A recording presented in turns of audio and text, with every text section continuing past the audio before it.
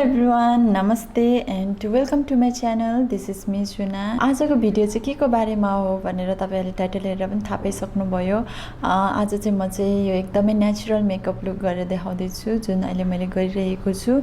अनि यही मेकअप चाहिँ म तपाईहरुलाई गरेर देखाउने छु। यो चाहिँ एकदमै इजी अनि एकदमै सिम्पल छ अनि यसमा चाहिँ एकदमै थोरै प्रोडक्टहरु मैले युज गरेको छु। I hope तपाईहरुलाई यो भिडियो एकदमै हेल्पफुल रहनेछ। If you like my video, like, share and please don't forget to subscribe my channel. And अब चाहिँ let's get into the video.